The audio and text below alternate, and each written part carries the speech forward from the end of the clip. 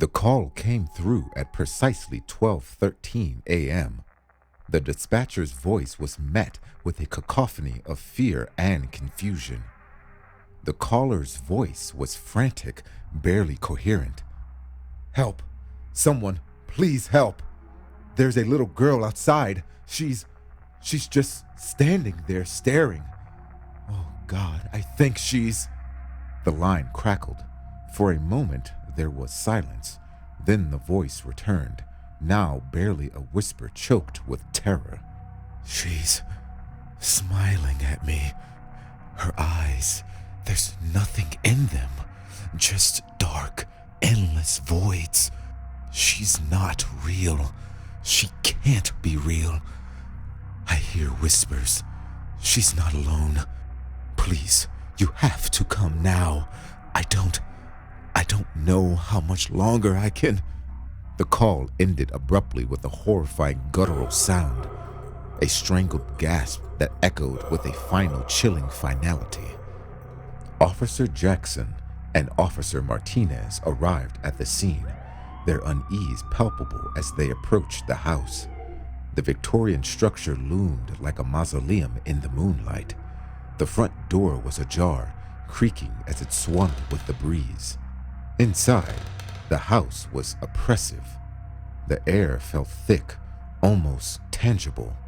Dust hung in the stale, cold air, and every sound seemed magnified. Footsteps, whispers, and the distant groan of the house settling. "Hello? Is anyone here?" Jackson called out, his voice echoing eerily. The only answer was a deep, unsettling silence. In the dim light of the living room, they found her. The girl stood motionless, her white dress stained and torn. Her eyes, dark and hollow, seemed to absorb the light, and her smile was unnervingly wide, stretching beyond the limits of human anatomy. "Are you lost?" Martinez asked, his voice trembling. The girl's gaze was transfixed on them, and though she didn't move, her eyes seemed to follow their every step. Jackson's flashlight swept the room, revealing a disturbing sight. A trail of blood led from the hallway into the kitchen. As they entered the kitchen, the horror became apparent. The caller lay lifeless in a pool of blood, their body disfigured in a grotesque manner. The face was frozen in a horrific silent scream. The officers secured the area, calling for backup. As they searched the house, the oppressive atmosphere grew heavier. Shadows seemed to flicker and move with a malevolent purpose, and every creak and groan in the house felt like a whisper of something sinister lurking just out of sight. The search yielded nothing. The girl was gone, and there were no signs of her departure. The house was eerily pristine, untouched by her presence. The blood in the kitchen was real, but there were no clues, no indications of a struggle. It was as if she had vanished without a trace. The most chilling discovery was the 911 call still playing on the caller's phone. The recording looped endlessly, the caller's voice growing more distorted and unnatural with each repetition. The words became a nightmarish chant. "She's inside. She's everywhere. She's watching us." The officers left the house. The weight of what they had witnessed hung over them.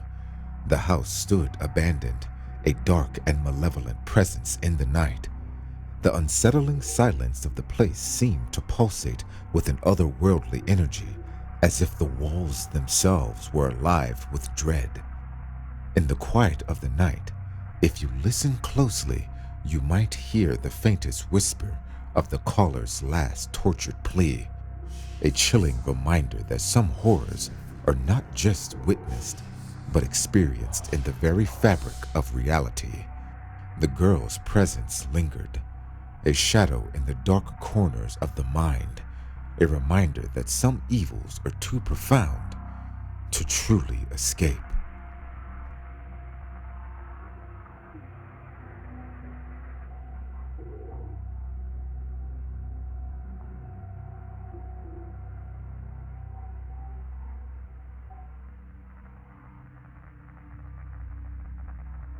It was a bitterly cold night in 2018 when I moved into an old, withered house deep in the countryside. The kind of house where the nearest neighbor was miles away and the nights were so quiet you could hear your own heartbeat. This place had a reputation in the nearby village. People whispered that it was haunted, but I dismissed it as another old wives' tale meant to scare off city folk like me. The first few nights passed uneventfully. The house was drafty, the floors creaked with every step, but nothing out of the ordinary happened. That was until the fifth night, when everything changed. I was settled in the living room, reading by the dim light of a single lamp. The wind howled outside, rattling the windows, but I paid it no mind, absorbed in my book. Suddenly, a faint scratching noise broke the silence, coming from the ceiling above me. I paused, listening intently, but the sound ceased as abruptly as it had begun. I chalked it up to a rat or some other small creature, though unease began to creep in. But then the scratching returned, louder this time, as if the nails were being dragged across wood. I stood up, my heart began to race. The scratching moved, traveling from the ceiling to the walls circling the room. It was as if something was trapped behind the wallpaper, desperately trying to break free. Panic set in, but I fought to stay calm. I grabbed a broom and banged it against the wall, shouting, "Get out! Get out of here!" The noise stopped, and the house fell into an oppressive silence. I took a deep breath, convinced it was over, but then the lights flickered, and the temperature of the room plummeted. I could see my breath in the air, forming a mist. The rancid odor that followed was unbearable, like rotting meat. The stench was overwhelming, making me gag. I covered my nose, but the smell seemed to seep into my skin, clinging to me. I stumbled back, my eyes watering, and that's when I saw it. In the darkest corner of the room, something was moving. At first, it was just a shape, a black mass growing, stretching toward me. As it came closer, I saw it was a figure, tall and twisted, with long, gnarled limbs and eyes that glowed like embers in the dark. It moved with unnatural speed, closing the distance between us in seconds. I tried to scream, but no sound came out. I was paralyzed with fear, unable to move as it reached out with one bony hand, its fingers ending in sharp black claws. The creature's face was inches from mine now, its breath hot and putrid against my skin. It grinned, revealing rows of jagged teeth, and whispered in a voice that was both a hiss and a growl. "You shouldn't have come here." The room spun, and I felt myself being pulled into the darkness, into the creature's cold, unrelenting embrace. I fought to stay conscious, but it was like being drowned in ink, suffocating and cold. The last thing I remember before everything went black was the sound of my own heartbeat pounding in my ears. When I woke up the next morning, I was on the floor, the room filled with sunlight. The creature was gone, but the smell lingered faintly. My body ached, and when I looked in the mirror, I saw deep red scratches down my arms and neck, as though I had been clawed by something. I couldn't stay in that house another night. I packed my things and left, not caring where I went, as long as I was far from that place. I never discovered what that creature was or why it targeted me, but I know one thing for certain. I'll never forget those glowing eyes or the pure, unrelenting terror that accompanied them.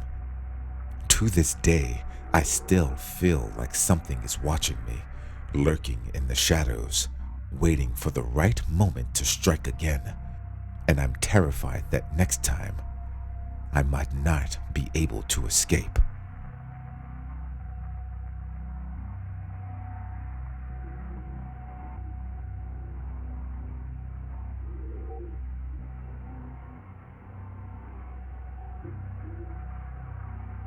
I live in a quiet suburban neighborhood, the kind where people wave at you as they walk their dogs and everything seems safe.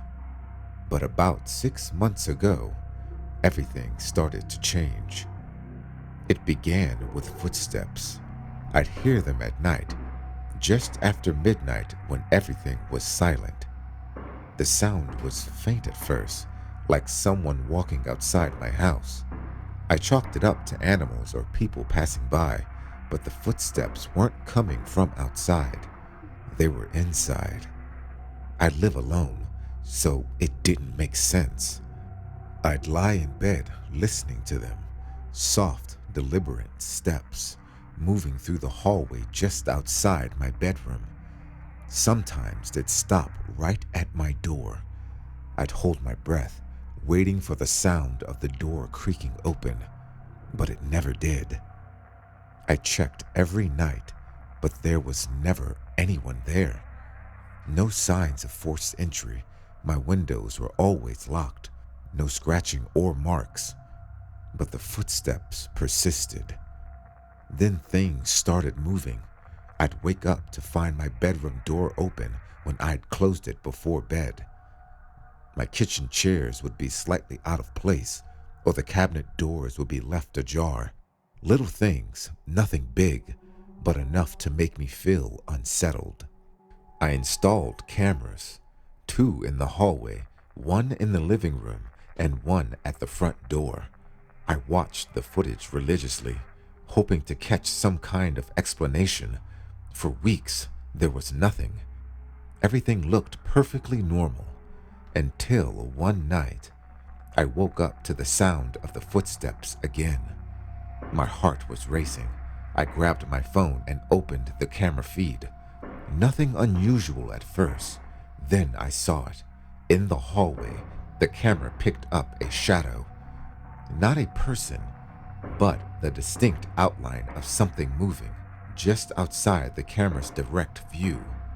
The figure walked toward my bedroom door, but the door never opened. The shadow just stood there, lingering, and then slowly it turned and vanished back into the darkness. I barely slept that night. I called the police the next day, told them someone had broken in, but there were no signs of forced entry, no fingerprints, nothing. Things got worse after that. I'd wake up in the middle of the night and my phone would be open to random apps, like someone had been using it while I slept. Sometimes I'd find messages I didn't remember sending.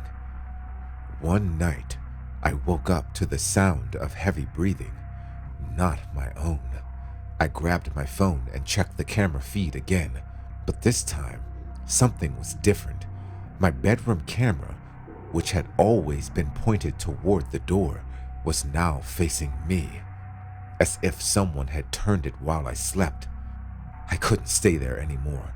I packed a bag and left that night. I stayed with a friend for weeks, too scared to go back to my house. Eventually, I decided to sell it. I couldn't live there knowing someone or something had been in my home watching me. Before I left for good, I decided to check the footage from the camera one last time. What I saw still haunts me. 2 weeks before I moved out, the hallway camera picked up something clear as day. A man, dressed in dark clothing, walking down my hallway. He wasn't trying to hide. He wasn't in a hurry. He walked casually toward my bedroom. When he reached my door, he looked straight at the camera and smiled. Then he slipped into my bedroom and never came out.